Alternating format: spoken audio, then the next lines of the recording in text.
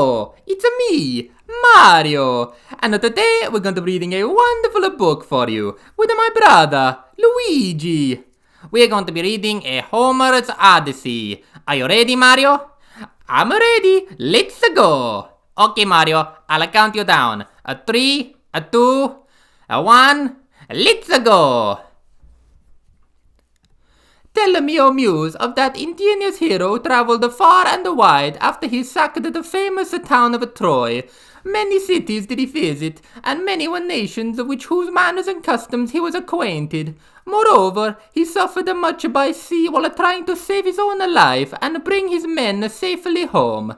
But do what he might, he could not save his men, for they perished to their own sheer folly in eating the cattle of the sun god Hyperion, so the god prevented them from ever reaching home.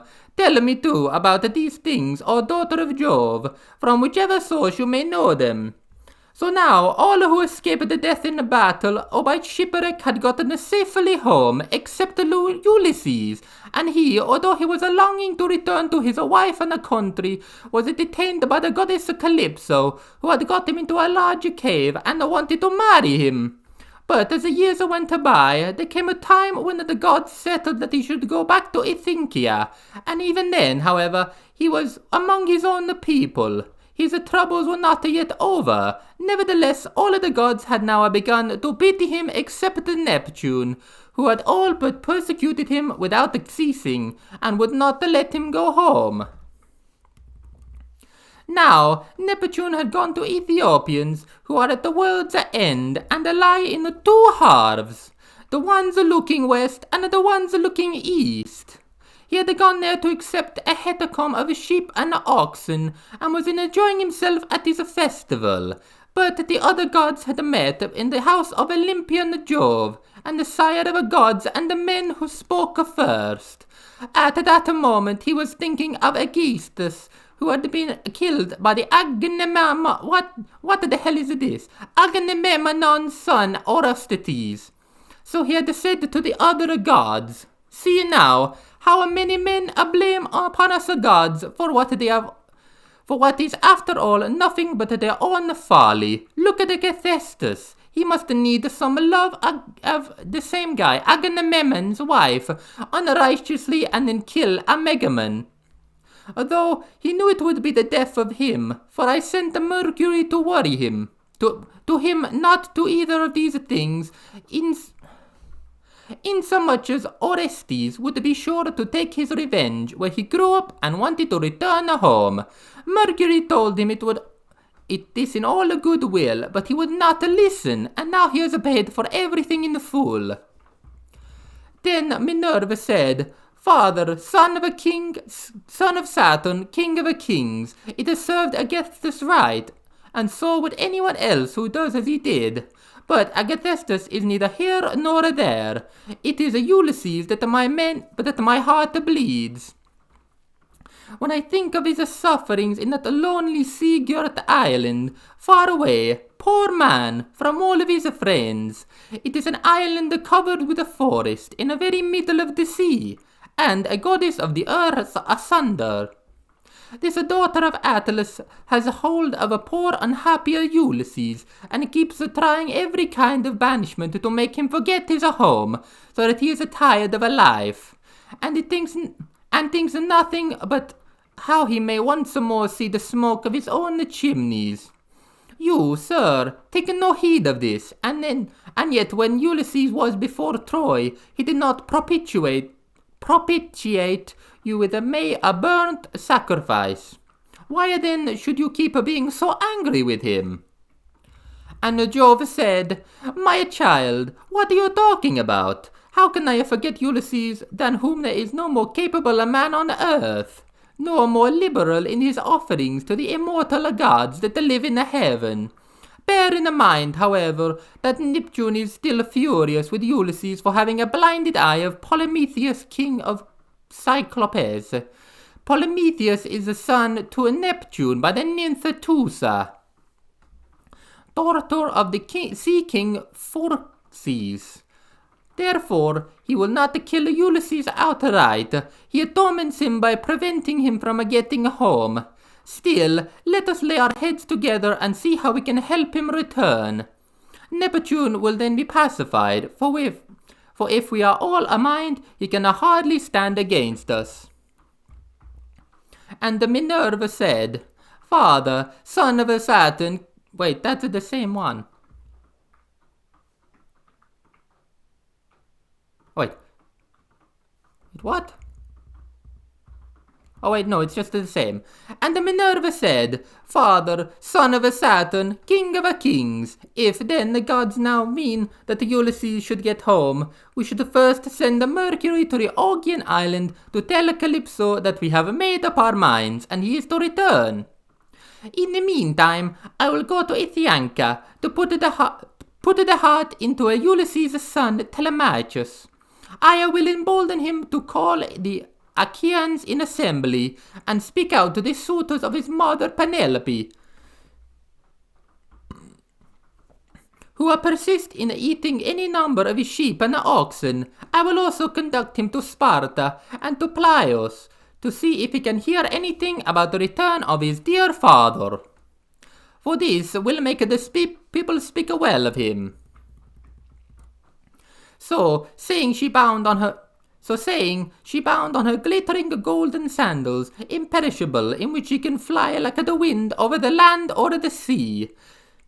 She grasped the redoubtable bronze-shod spear, so stout and sturdy and strong, wherewith she quells the ranks of heroes who have displeased her.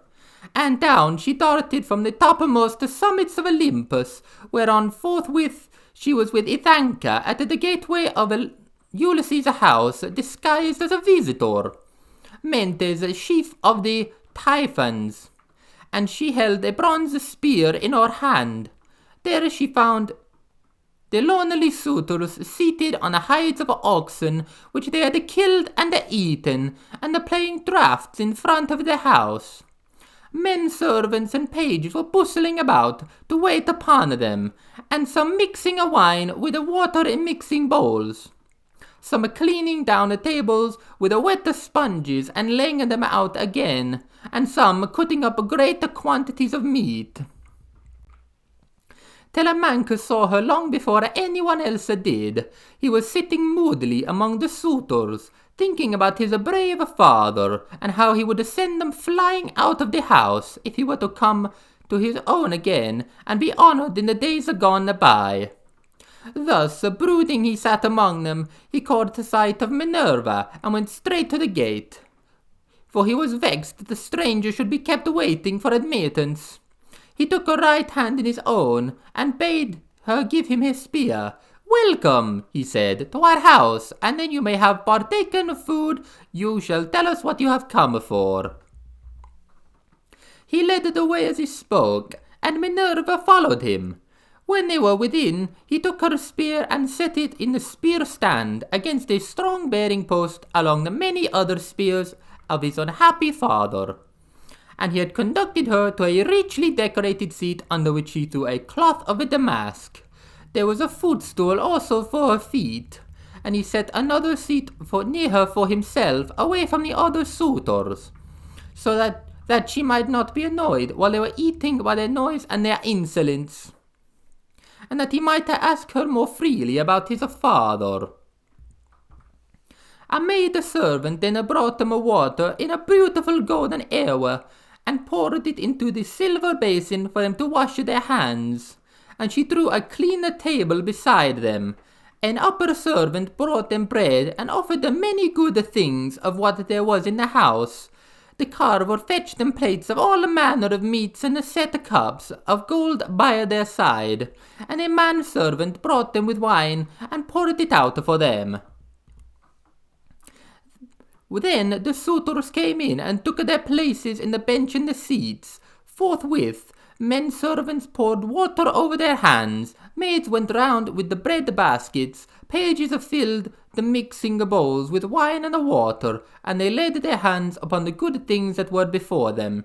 As soon as they had enough to eat and drink, they wanted the music and the dancing, which are the crowning embellishments of a banquet. So a servant brought a lyre to Famous, whom they compelled perforce to sing to them. As soon as he touched his lyre and began to sing, Telemachus spoke low to Minerva, with his head close to hers, so that no man might hear. "I hope, sir," said he, "that you will not be offended by what I am going to say. Singing comes cheap to those who not pay for it, and all this is done at the cost of whose bones lie rotting in some rotten wilderness, or grinding to powder in the surf. If these men were to see my father come back to Aether, they would pay for longer legs rather than a longer purse, for money would not serve them. But he, alas, had spoken on an ill fate, and even when the people do sometimes say that he is coming, we no longer heed them. We shall never see him again. And now, sir, tell me, and tell me true, who are you? And where are you from? Tell me of your town and your parents, what manner of ship you came in, how your crew brought you to Ithaca, and what a nation they declared themselves to be. For you could not have come by land. Tell me also truly, for I want to know, are you a stranger to this house, or have you been here in my father's time? In the old days, we had many visitors for my father, and went much about himself." And Minerva answered, "I will tell you truly and particularly all about it. I am Mentes, son of Anchilaus, and I am a king of the Typhons. I have come here with my ship and the crew on the voyage of men to a foreign tongue, being bound to Temensa with a cargo of iron, and I shall bring back copper. As for my ship, it lies over yonder in the open country, away from the town, in the harbour Raytheon, under the wooden mountain Neratium. Our fathers before us and old Laertes will tell you, if you will go to ask him. They say, however, that he never comes to town now, and he lives by himself in the country, faring hardly, with an old woman to look after him and get his dinner for him. When he comes in tired and paltering about his vineyard, they told me your father would be home again, and that is why I came. But it seems that the gods are still keeping him back, for he is not dead yet, not on the mainland. It is more likely that he is on some sea-girt island in the mid-ocean, or a prisoner among savages who are detaining him against his will. I am no prophet, but I know very little about omens. But I speak as it is borne upon me from heaven, and I assure you that he will not be away much longer, for he is a man of such a resource, and even though he were the chains of iron, he would find some means of getting home again. But tell me, and tell me true, can Ulysses really have such a fine-looking fellow for a son? You are indeed wonderfully like him, about the head and the eyes. For we are close friends before he set sail for Troy, where the flower of the Argives went also. Since that time we have never either of us seen the other." "My mother," answered Telemachus, "tells me I am a son to Ulysses, but is a wise child that knows his own father. Would that I was son to one who had grown old upon his own estates, for, since you ask me, there is no more ill-starred man under the heaven than he who they tell me is my father." And Minerva said, "There is no fear of your race dying out yet, while Penelope has such a fine son as you are. But tell me, and tell me true, what is the meaning of all this feasting, and who are these people? What is it all about? Have you had some banquet, or is there a wedding in the family, for no one seems to be bringing any provisions of his own? And the guests, how atrociously they are behaving! What a riot they make over the whole house! It is enough to disgust any respectable person who comes near them." "Sir," said Telemachus, "as regards to your question, so long my father was here, it was well with us, and with the house.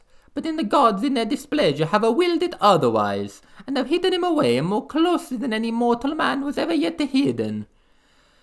I could have borne it better even if he were dead, if he had fallen with his men before Troy, or if he had died with friends around him.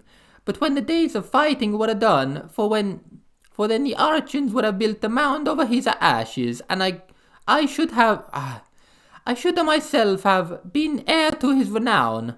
But now the storm winds have spirited him away, we know not whither. He is gone without leaving so much as a tracer behind him, and I inherit nothing but dismay.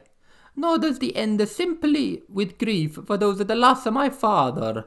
Heaven has laid sorrows upon me of yet another kind, for the chiefs of our land, Delicium the same, and the woodland island of Zacchianius thus, and also of the principal men of Ithaca itself, are eating up my house under the pretext of paying their court to my mother, who will neither point blank say that she will not marry, nor yet bring matters to an end. So they are making havoc of my estate, and before long will do so also with myself. Is that so? Exclaimed Minerva. Then you indeed want Ulysses home again. Give him his helmet, his shield, and a couple of lances, and if he is the man he was when I first knew him in our house, drinking and making merry, he would soon lay his hands about these rascally scooters. Were he to stand once more upon his own threshold, he was then coming home from Epia, where he had been to beg poison for his arrows from Aeolus, son of Mimerus. Aeolus feared the ever-living gods, and would not give him any, but my father let him have some, for he was very fond of him. If Ulysses is the man he was, then these suitors would have a short shift, and a sorry wedding. But there, it rests with heaven to determine whether he is to return, and take his revenge on his own house, or no. I would, however, urge you to set about trying to get rid of these suitors at once. Take my advice, call the Archean heroes in assembly tomorrow, lay your case before them, and call to heaven to bear you witness. Bid the suitors take themselves off, each to his own place, and your mother's mind is set on marrying again. Let her go back to her father, who will find her a husband and provide her with all the marriage gifts, so that the dear daughter may expect. As for yourself, let me prevail upon you to take the best ship you can get, with a crew of 20 men, and go on a quest of your father who has long been missing. Someone may tell you something, or, and some people often hear things in this way, some heaven-sent message that may direct you. First go to Pylos and ask for Nestor, thence go on to Sparta and visit Melenius, for he had got home with the last of the Argians. If you hear that your father is alive and on his way home, you can put up with the waste these suitors will make for you yet another 12 months. If on the other hand you hear of his death, come home at once, celebrate his funeral rites with all due pomp, build a barrow to his memory, and make your mother marry again. Then, having done all of this, I think it would be well over in your mind how by fair means or foul you may kill these suitors in your own house. You are too old to plead infancy any longer. Have you not heard about how people are singing Orestes' praises for having killed his father's murderer, Agatestus? You are a fine, smart-looking fellow. Show me your mettle, and then make yourself a name in the story. Now, however, I must go back to my ship and my crew, who will be impatient if I keep them waiting any longer. I think the matter over for yourself, and remember what I have said to you. Sir, asked Telemachus, it had been very kind of you to talk to me in this way, as though I were your own son, and I will do all you tell me. I know you want to be getting on with your voyage, but to stay a little longer, and you have taken a bath and refreshed yourself. I will then give you a present, and you shall go on your way rejoicing. I will give you one of great beauty and value, a keepsake such as only dear friends give to one another. Minerva answered, do not try to keep me, for I will be on my way at once. As for any present you may be disposed to make me, Keep it until I come again, and I will take it home with me. You shall give me a very good one, and I shall give you one of no less value in return." With these words, she flew away like a bird into the air, but she had given Telemachus courage, and made him think more than ever about his father. He felt the change, wondered at it, and knew that the stranger had been a god. So he went straight to where the suitors were sitting. Prometheus was still singing, and his hero sat wrapped in silence as he told the sad tale of the return to Troy, and the ills Minerva had laid upon the Achaeus. Penelope, daughter of Icarus, had heard the song from the room upstairs, and came down by a great staircase, not alone, but attended by two of her handmaids. When she reached the suitors, she stood by one of bearing posts that supported the roof, and the cloisters with a staid maiden on either side of her. She held a veil, moreover, before her face, and it was weeping bitterly. "Phemius," she cried, "you know how many other feats of gods and heroes, such of poets love to celebrate. Sing the suitors some more of these, and let them drink their wine in silence. But cease this sad tale, for it breaks my sorrowful heart, and reminds me of my lost husband, whom I mourn without ever ceasing, and whose name was great all over Hellas and middle Argos." "Mother," asked Telemachus, "let the bard sing what he has a mind to do. Bards do not make the ills they sing of. It is a love, not they, who makes them, and who sends weal or woe upon mankind according to his own good pleasure. This fellow means no harm by singing the ill-fated return of the Danaans. For a people always applaud the latest songs most warmly. Make up your mind to it and bear it. Ulysses is not the only man who never came back from Troy, but many other went down as well as he. Go then within the house and busy yourself with the daily duties, your loom, your distaff, and your ordering of your servants. For speech is a man's matter, and mine above all others. For it is I who am the master here." She went wandering back into the house, and laid her son saying in her heart. Then, going upstairs with her handmaids into her room, she mourned her dear husband till Minerva shed sweet sleep over her eyes. But the suitors were clamorous throughout the covered cloisters, and prayed that he might be her bedfellow. Then Telemachus spoke. "Shameless," he cried, "and insolent suitors, let us feast at our pleasure now, and let there be no brawling, for it is a rare thing to hear a man with such a divine voice as Phemius has. But in the morning meet me in the full assembly, that I may give you the formal notice to depart, and feast at one another's houses. Turn about at your own cost. If, on the other hand, you choose to persist in springing upon one man, heaven help me, but Jove shall reckon you with the fool. And when you may fall into my father's house, there shall be no man to avenge you." The suitors bit their lips as they heard him, and marvelled at the boldness of his speech.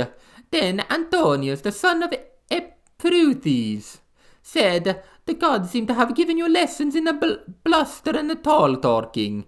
May Jove never grant you to be the chief in Ithaca as your father was before you."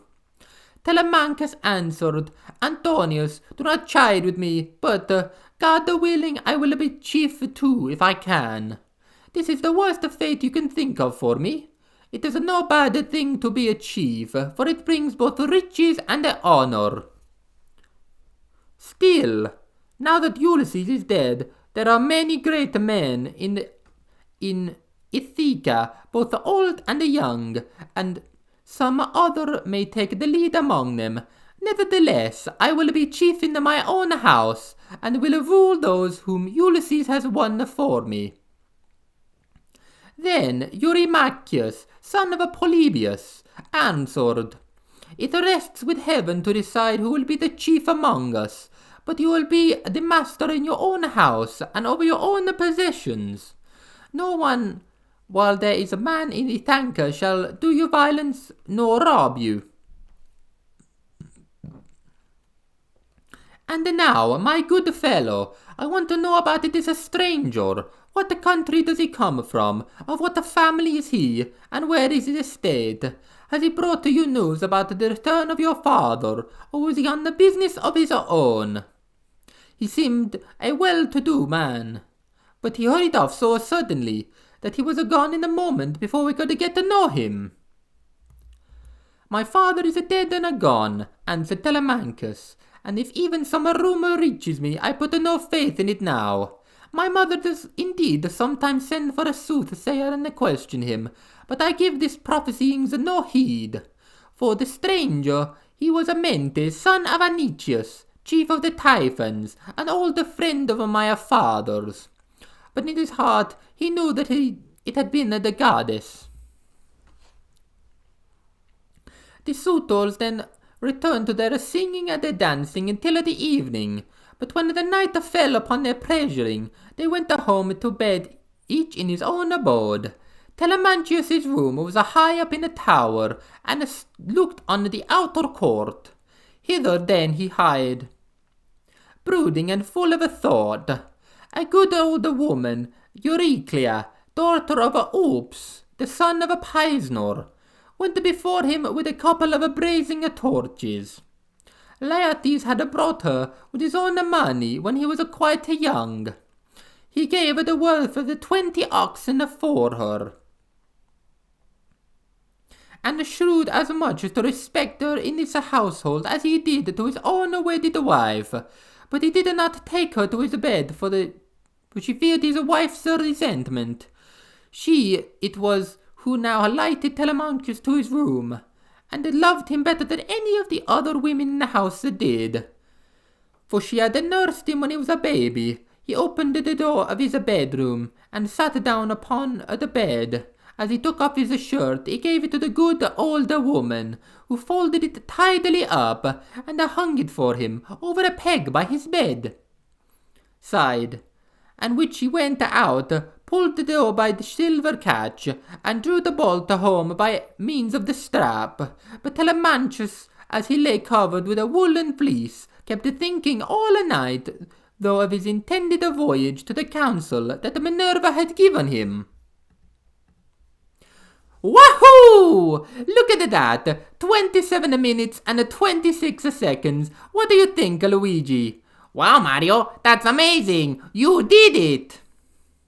You're a superstar! Thank you very much!